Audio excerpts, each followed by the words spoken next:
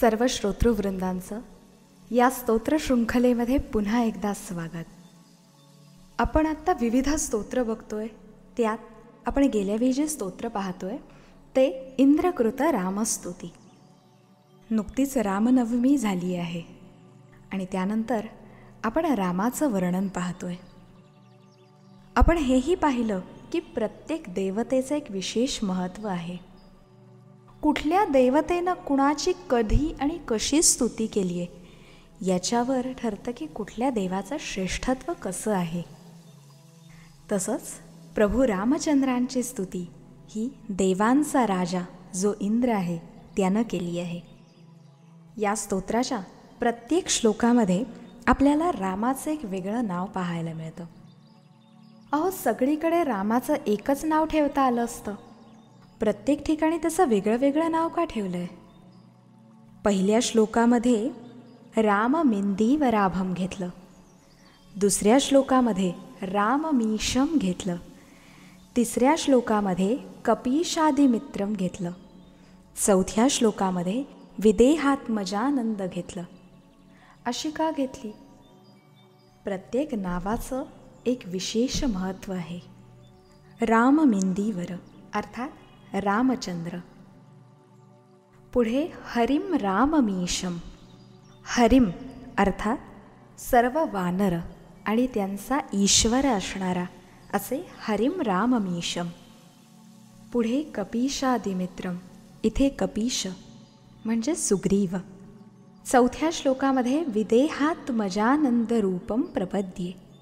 विदेहात्मजा, विदेह राजा, त्याची जी कन्या अर्थात जानकी, तिच्यासाठी जे आनंद स्वरूप आहेत, साक्षात परमानंद स्वरूप आहेत, अशा प्रभू रामचंद्रांच्या चरणी मी नतमस्तक होतो.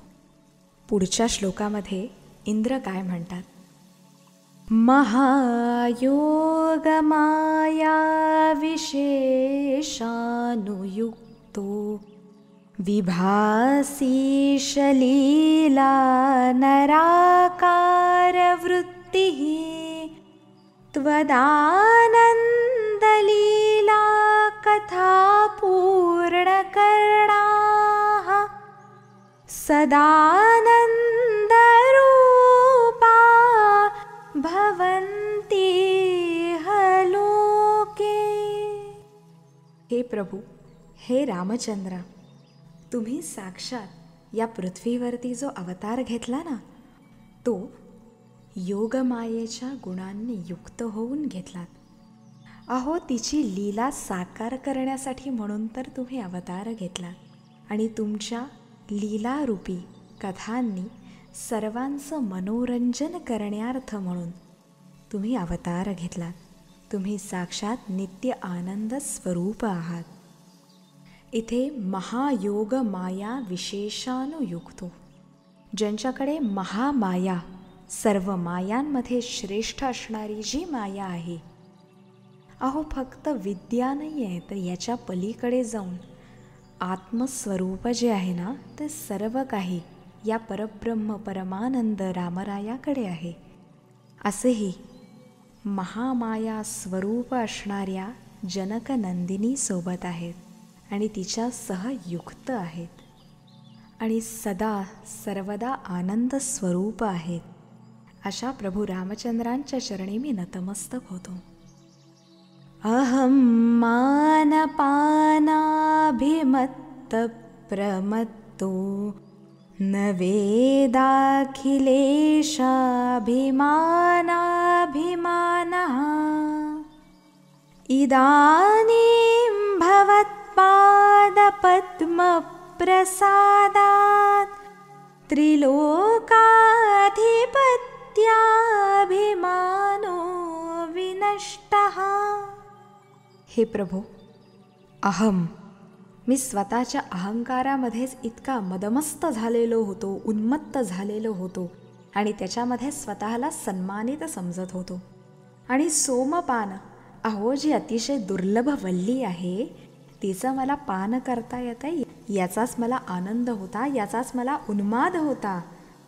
पण माझ्या अहंकाराचा सर्वनाश हे सर्वेश्वर, हे प्रभू तुम्ही केलात. अहो मला सर्व गोष्टी येत आहेत, मीच सर्वेश्वर आहे, या अभिमानामध्ये मी कोणाला काहीच समजत नव्हतो. सर्वांना मी माझ्यासमोर तुच्छच समजत होतो. पण हे प्रभू, तुम्ही तुमच्या कर्तृत्वामुळे नक्की सत्य काय आहे, पराक्रम काय आहे, आणि एवढं सगळं असूनही अभिमान न करणं हा जो गुण आहे, याचं दर्शन आपण मला घडवलं. अशा आपल्या चरणकमलरूपी चरणांवरती मी नतमस्तक होतो. हे त्रिलोकाधिपती असणाऱ्या भगवान रामचंद्रा, तुम्ही माझा अभिमान नष्ट केलात. आणि हा श्लोक विशेषत्वाने जेव्हा म्हणला जातो त्यावेळी अभिमान हा सहजरित्या दूर होतो, तो दूर केला जातो. अहो जिथे इंद्राचा झाला तिथे आपला का नाही होणार. स्फुरद रत्नकेयूरहाराभिरामं धराभारभूतासुरानीकदावं शरच्चन्द्रवक्त्रं लसत्पद्मनेत्रं दुरावारपारं भजे राघवेशम्. अहो हे प्रभू, तुम्ही सुंदर सकाकणारी रत्नजडित भुजबंध बाजूबंध धारण केलेत आणि विविध हारांनी सुशोभित आहात. अहो पृथ्वीवरती भाररूपी जे राक्षस आहेत ना, त्या अशा राक्षसांचा सर्वनाश तुम्ही केलात. त्यांच्यासाठी जणू काही तुम्ही दावानलच आहात की जो एका क्षणात सर्व गोष्टी नष्ट करून टाकतो. हे प्रभू, आपलं जे मुखकमल आहे ना, ते सुद्धा शरदाच्या चंद्राप्रमाणे शीतल आहे आणि अतिशय मनोहर असणारे आपले नेत्रकमल आहेत. तसेच ज्यांचा आदी आणि अंत हा जाणणंच फार कठीण आहे, अशा हे प्रभू रामचंद्रा, हे रघुनाथा, तुमचं मी स्मरण करतो, तुमचं मी भजन करतो. जे मला दुष्कर अशा संसार सागरातून पार नेणार आहेत, असे दुरावार पारम सहज पार करवून नेणारे जे प्रभू आहात, हे राघवेश, हे रघुवंशाचे ईश असणाऱ्या प्रभू रामचंद्रा, तुमचं मी भजन करतो.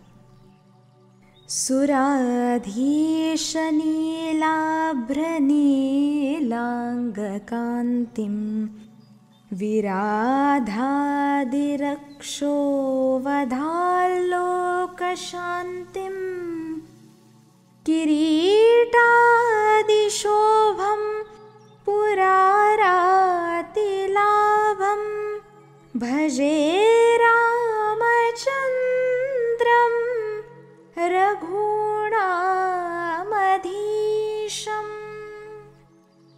अहो ज्यांची कांती इंद्रनीलमण्याप्रमाणे आणि मेघा समान श्यामवर्ण आहे, अहो ज्यांनी विराधादी राक्षसांचा वध करून संपूर्ण लोकामध्ये शांतता प्रस्थापित केली, सर्वत्र शांती स्थापित केली, सर्वांना आनंद स्वरूप प्राप्त करवून दिलं, ज्यांनी सर्वांची दुःख सहजरित्या हरण केली,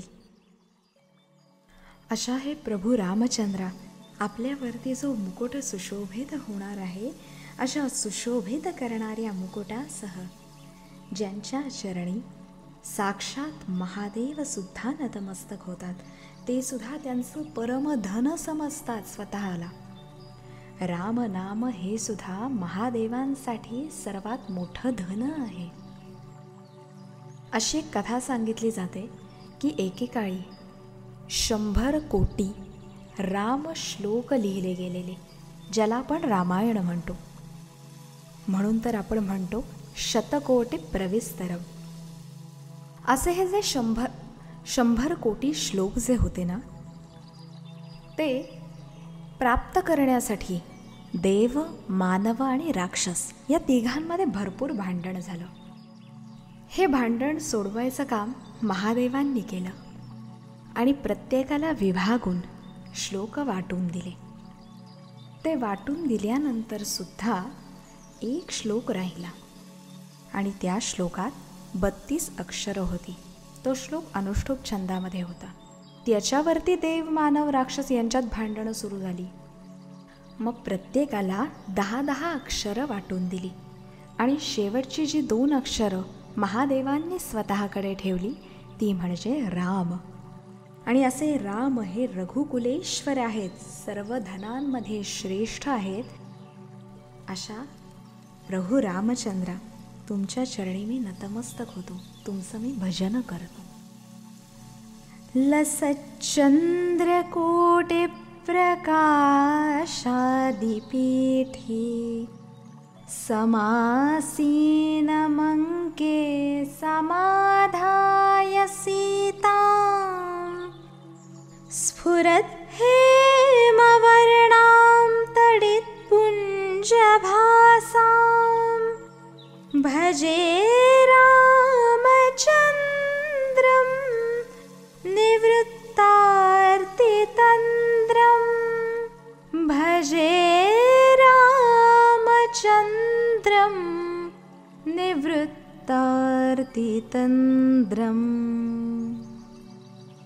अहो, जे साक्षात तेजोमय सुवर्णाप्रमाणे वर्ण असणारे आणि चकाकणाऱ्या विजेप्रमाणे ज्यांची कांती आहे, अशा त्या जानकी मातेला स्वतःच्या शेजारी विराजमान करवून घेणारे, करोडो चंद्रांच्या प्रमाणे तेज असणाऱ्या दैदिप्यमान सिंहासनावर विराजमान होणारे आणि सर्वांना निर्दुःखी करणारे, आलस्यहीन अशा प्रभू रामचंद्रांचं मी भजन करतो.